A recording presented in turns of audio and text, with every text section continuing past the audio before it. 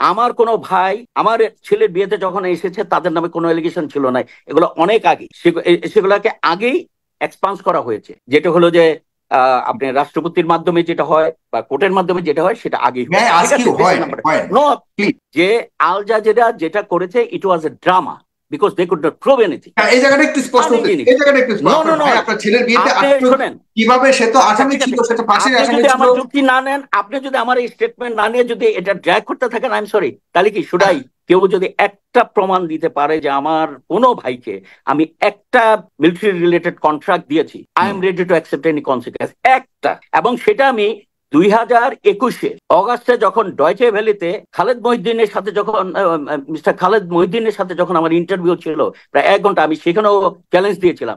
2021, আজকে 2024, nobody could bring out a single evidence এই হ্যাঁ, এলিগেশনের সাথে আমি কোনোভাবে সম্পৃক্ত না। না, দিস ইজ কিন্তু মাই এটার সাথে অ্যান্সার। আপনি কি জাস্টিফাই করতে যাচ্ছেন আমি বুঝতে পারছি, কারণ হলো না যে না না, কি থেকে আপনারা অনেক কি বড় বড় বুঝাতে অপরাধী তো চাচ্ছেন? এখন। না, আপনি কি বুঝাতে চাচ্ছেন? আপনার আচ্ছা, আপনার ভাইদেরকে অপরাধ, আপনার ভাইদের অপরাধমূলক কর্মকাণ্ডের জন্য জবাবদিহিতা এড়াতে আপনি সহযোগিতা করেছেন যখন আপনি পাওয়ারে কিভাবে করেছে বলেন? করতে গিয়ে, হ্যাঁ এটা বলেন, করতে গিয়ে নিয়মতান্ত্রিক এক্সাম্পল। প্রক্রিয়ায় হস্তক্ষেপের মাধ্যমে উল্লেখযোগ্য আপনি দুর্নীতিতে জড়িয়েছেন। এছাড়া অন্যায্যভাবে সামরিক খাতে কন্ট্রাক্ট পাওয়া নিশ্চিত করার জন্য ভাইয়ের সঙ্গে ঘনিষ্ঠভাবে আপনি কাজ করেছেন। তিনি নিজের স্বার্থের জন্য সরকারি নিয়োগের বিনিময়ে ঘুষ নিয়েছেন।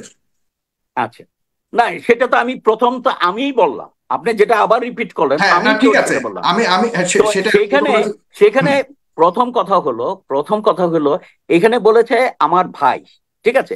তো যদিও এখানে নাম মেনশন করা হয়নি, তা আমি ধরে নেই যে এই ভাইটার কথা বলা হচ্ছে সে কিন্তু 2002 সাল থেকে বাংলাদেশের বাইরে বিদেশে অবস্থান করেছে। সে দীর্ঘদিন ইউরোপে বিভিন্ন দেশে অবস্থান করেছে। সেখানে ইউরোপে যখন অবস্থান করেছে, অন্য দেশে যখন অবস্থান করেছে, তার সেখানকার রেসিডেন্ট কার্ড ছিল। শুধু তারই না, তার ওয়াইফের। হুম, এখন আপনি বলেন, আপনি তো বিদেশে আছেন, হুম। কোনো ভ্যালিড ডকুমেন্ট ছাড়া কেউ যদি বিদেশে কোনো দেশে যায়, সেখানে কি কোনো ভ্যালিড ডকুমেন্ট তার না থাকলে সে কি ওই দেশের রেসিডেন্স পারমিট পেতে পারে? পেতে পারে? কিন্তু হাও ওটার না। সাথে এটা সম্পর্ক কি বুঝতেছি না না। না না না, অবশ্যই সম্পর্ক আছে। কে যদি বিভিন্ন দেশে হুম, বিভিন্ন দেশের যদি রেসিডেন্স পারমিট নিয়ে সে এবং তার স্ত্রী যদি সেখানে থাকতে পারে, হুম। সেখানে যদি সে বিভিন্ন পেশা চালিয়ে যেতে পারে, সেখানে যদি সেখানে ট্যাক্স দিয়ে থাকে, and he did not have any valid document, এটা আপনারা বললেন না, সেটা আমি অ্যাকসেপ্ট করে নিব। না, এই এই বাংলাদেশ থেকে বহু এলিগেশনের অপরাধী সাথে বিভিন্ন আমি দেশে আছে এবং সেখানে কোনোভাবে থাকতে পারে। এই হ্যাঁ, এলিগেশনের সাথে আমি কোনোভাবে সম্পৃক্ত না। না, দিস ইজ কিন্তু মাই এটার সাথে অ্যান্সার। আপনি কি জাস্টিফাই করতে যাচ্ছেন আমি বুঝতে পারছি, কারণ হলো না যে না না, কি বাংলাদেশ থেকে আপনারা অনেক কি বড় বড় বুঝাতে অপরাধী তো চাচ্ছেন? এখন। হুম। না, আপনি কি বুঝাতে চাচ্ছেন যে না, আমি বোঝাতে ভাইগুলো চাচ্ছি, বিদেশে আমি থাকে? বোঝাতে চাচ্ছি যে কারণ হলো এই বিষয় নিয়ে আমি যেহেতু করি নাই তো, বাংলাদেশে আরে। বেশ আলোচনা হয়েছে এবং আপনার ভাই, আপনার ভাইয়ের নামে দেখা যাচ্ছে যে ওয়ারেন্ট ছিল এবং তিনি সরাসরি ফাঁসির আসামি ছিল। তিনি দেখা যাচ্ছে যে ওই অবস্থাতে বাংলাদেশে এসেছিলেন, বাংলাদেশে এসে একটা বিয়ের অনুষ্ঠানে উনি উপস্থিত হয়েছিলেন, এ নিয়েও সরি, বেশ সরি বিতর্ক মাই হয়েছিল। Dear friend, just a minute. জি। আমার ছেলের বিয়ের যে অনুষ্ঠান হয়, আচ্ছা আপনি বলেন, hmm, you are convicted and then you have say applied to the authority concern, hmm, আপনাকে সেটা হলো এক্সপান্স করা হলো, হুম। যখন আপনার সাজাটা মওকুফ হয়ে যায়, can you be termed as you are convicted still? There you go. No no no, না না, কিভাবে উত্তর সাজানো দেন মৌকুফ আমার। হয়েছে? আমার উত্তরটা দিবেন আগে, ঠিক জি। আছে। না, আপনি মৌকুফ যদি হলে তো আপনার অবশ্যই আসতে পারবে, ডেফিনেটলি হি হ্যাজ না, তো অল দ্য রাইট টু আসতে কাম। পারে। এখন কথা হলো আমার ছেলের বিয়ে হয়েছিল কখন, আর তাদের এগুলো হলো এক্সপান্স করা হয়েছিল কখন? অনেক আগে, অনেক আগে অনেক বলতে আগে, কখন? অনেক আগে। আপনি আপনি সময় খুঁজে দেখেন। আমি তো না, বললাম না, অনেক কখন আগে মানে করেছে। এইটাই তো আমি বলেছে, তো এখানে বললাম বলেছে যে আপনার যখন করা হস্তক্ষেপে হয়েছে আপনার দেড় ভাইদের বছর নো অপরাধের বিষয়গুলিকে নো একজনের নো নো নো, হয়েছে, সেই জন্যই সেখানে তো বলা আপনার হয়েছিল, ম্যানিপুলেশন ছিল। লিসেন, নো, সেই জন্যই বলা হয়েছে যে আল জাজিরা যেটা করেছে it was a drama, because they could not prove anything. হ্যাঁ, এই জায়গাটা একটু স্পষ্ট ফানি হতে, জিনিস, এই জায়গাটা একটু নো নো আপনার নো। ভাই আপনার ছেলের বিয়েতে আপনি আসলো শোনেন, কিভাবে? সে তো আচ্ছা আসামি ঠিক ছিল, আছে, সে তো ফাঁসির আপনি আসামি যদি ছিল। আমার যুক্তি না নেন, আপনি যদি আমার এই স্টেটমেন্ট না নিয়ে যদি এটা ড্র্যাগ করতে থাকেন, আই এম সরি, তাহলে কি শুড হ্যাঁ, আই কল ইট এ না, না, নাইট? আমি আমি আমি একটা না একটা না করে না, শেষ করতে আপনি যাচ্ছি, আপনি বলুন this is number one. Please. Number two, আমি আসতেছি, you should give me the time. প্রথম কথা হলো এটা যেটা সম্পূর্ণ হলো মিথ্যে। এটা আমার কোনো ভাই আমার ছেলের বিয়েতে যখন এসেছে তাদের নামে কোনো এলিগেশন ছিল না, এগুলো অনেক আগে, অনেক আগে, সেগুলোকে আগেই এক্সপান্স করা হয়েছে। যেটা হলো যে আপনি রাষ্ট্রপতির মাধ্যমে যেটা হয় বা কোর্টের মাধ্যমে যেটা হয় সেটা আগেই মে হয়, আই ঠিক আস্ক আছে? ইউ দিস হয় ইজ নাম্বার হয় নো। প্লিজ? প্লিজ, আপনি 3টা প্রশ্ন করছেন, আমাকে উত্তর দিতে দিবেন, না জি না হলে আমি জি চলে যাচ্ছি। না প্লিজ বলেন। আইদার ইউ উইল অ্যালাউ না মি না টু অ্যান্সার, বলবেন, আমি অর তো আই আপনার উইল। সাথেই আছি, নো আপনার নো নো কথাই নো নো শুনছি। নো নো নো, হুম, প্লিজ। আপনি আমাকে উত্তর দিতে দিচ্ছেন না, না প্লিজ বলুন উত্তর বলুন। দিতে দিচ্ছেন না। নো নো, জি প্লিজ। আপনাকে শুনতে হবে, জি প্রশ্ন করেছেন, শুনতে হবে। জি সেকেন্ড যে এলিগেশনটা আসলো যে আমি আমার ভাইয়ের মাধ্যমে মিলিটারি কন্ট্রাক্ট দিয়ে সেখান থেকে ঘুষ নিয়েছি, মানে আমি দুর্নীতি করেছি। হুম আমি তো চ্যালেঞ্জ দিয়েছি। হুম আমি 4 বছর ডিজিবিজিবি ছিলাম, 3 বছর সেনাবাহিনীর প্রধান ছিলাম। কেউ যদি, আমি তো এখন ইউনিফর্মের বাইরে, কেউ যদি একটা প্রমাণ দিতে পারে যে আমার কোনো ভাইকে আমি একটা মিলিটারি রিলেটেড কন্ট্রাক্ট দিয়েছি, I hmm am ready to accept any consequence, একটা। এবং সেটা আমি 2021-এর অগাস্টে যখন ডয়চে ভ্যালিতে খালেদ মহিউদ্দিনের সাথে যখন মিস্টার খালেদ মহিউদ্দিনের সাথে যখন আমার ইন্টারভিউ ছিল প্রায় 1 ঘন্টা, আমি সেখানেও চ্যালেঞ্জ দিয়েছিলাম। 2021, আজকে 2024, nobody could bring out a single evidence এই 7 বছর আমার স্পষ্ট। কমান্ডের সময় যে আমি আমার ভাইকে হুম একটা কন্ট্রাক্ট দিয়েছি, একটা প্রমাণ দাও। কেউ দিতে পারে নাই। যদি দিয়া থাকে, give me, I am ready to accept that consequence. So এইখানে যে জিনিসটা বলেছি, সেটা যে ইকুইপমেন্ট সম্পর্কে বলেছি, আপনি যদি সময় থাকে আই ক্যান এক্সপ্লেন কিভাবে এটা মিথ্যা, আমি এটা প্রমাণ করে দিচ্ছি, আপনি যদি সময় থাকে। যে এই ওকে, যে না ঠিক আছে, এখানে, আমি আমি একটা একটা করে যেতে না চাই না আর না, শুড আই আর টেল?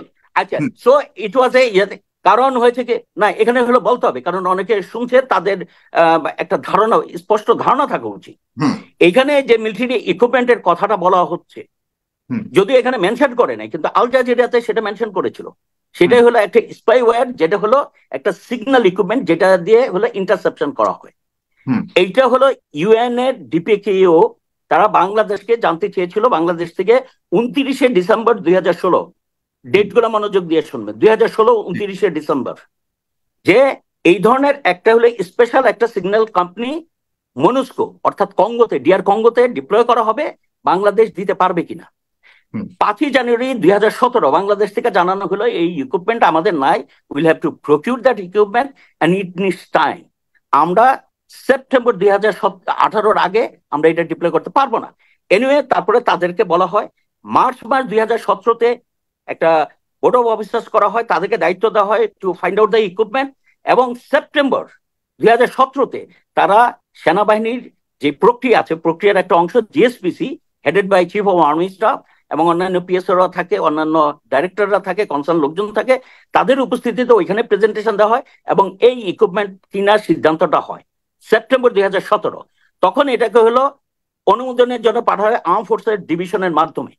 সেটা 4 জুন 2018 অনুমোদন হয়ে আসে। হুম 26শে জুন 2018 ডিজিডিপি কন্ট্রাক্ট করে। এখানে একটা জিনিস আপনাকে বলে রাখি, DGDP is not under army headquarters, এটা হলো মিনিস্ট্রি অফ ডিফেন্সের আন্ডারে, এবং এফডির মাধ্যমে তাদের কর্মকাণ্ড গুলো হলো সুপারভাইজ করা হয়।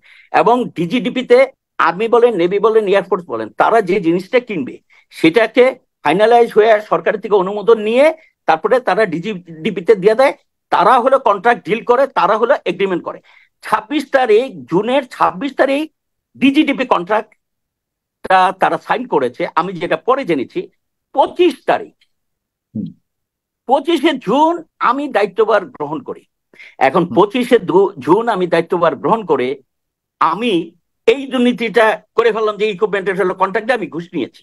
এখানে কাকতালীয় ভাবে তারা কি মিলিয়েছে, এই জন্য বললাম যে দ্যাট ওয়াজ এ টাইমিংটা ড্রামা। মিলেছে যে আপনি না বলতে না না, যাবেন। কি টাইমটা হলো 25শে জুন আর 26শে জুন। হুম আরেকটা জিনিস, ওই ইকুইপমেন্টটা ইম্পোর্ট করা হয়েছিল হাঙ্গেরি থেকে, তখন আমার ভাই থাকতো হাঙ্গেরিতে। Have hmm understood?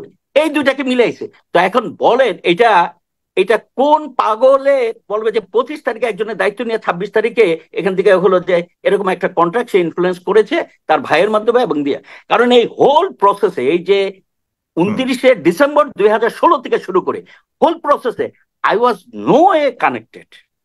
হুম তো এই যে যে এলিগেশনটা আছে এটা হলো বেসলেস। সো আচ্ছা, আই আমি আপনার রিজেক্টেড কাছে ইট। একটু না না বলি না, যে আমি প্রমাণ দিয়ে দিলাম, লিসেন, আমি প্রমাণ দিলাম। প্রমাণ আরো দিয়েছেন। যদি থাকে, আমি তো বলছি আরো যদি থাকে গিভ মি।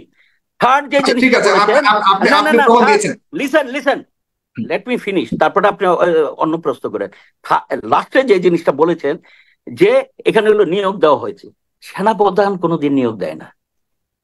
আর্মি এত বড় একটা অর্গানাইজেশন, সেখানে হলো যে সৈনিকদের নিয়োগের একটা হলো যে আলাদা একজন জেনারেলের আন্ডারে আলাদা ডাইরেক্টরেট আছে, অফিসারদের নিয়োগের লম্বা প্রসেস আছে, প্রসেসে পরে আলাদা একজন জেনারেলের আন্ডারে সেটা দেখাশোনা করা হয়, সিভিলিয়ানদের এমপ্লয়মেন্টের ব্যাপারে দেখা হয়। তো সেখানে তো সেনা প্রধানের কাছে তো এগুলোর হলো নিয়োগের ব্যাপারে কোনো কিছু আসে না। It is not the at all concern of the chief of army staff. হ্যাঁ, কোনটা আসে যখন হলো যে স্যার আমাদের এই ব্যাচে এতজন সৈনিকের আমরা হলো যে এবার হলো নিয়োগ দিতে পারি, ওই যে যে নোটশিটটা যেটা আসে সেটা হলো যে চিফের হলো অ্যাপ্রুভাল, সেটাতে নাই আমাদের এতজন, আমরা এই কোর্সে মিলিটারি একাডেমিতে এই ব্যাচে এতজন অফিসারকে আমরা নিতে পারি। ওকে, সেটার জন্য এই জিনিস ছাড়া আর কোন প্রসেসের মধ্যে সেনা প্রধানের তো কোনো এক্টেরে নাই বা ইনফ্লুয়েন্স করার এখানে ওই ধরনের কোনো ইয়াতে নাই যে সেখানে হলো যে আমি নিয়োগ দিয়ে, কথাটা হলো সেনাপ্রধান নিয়োগ দিয়ে এখানে হলো করছে। It's a funny allegation.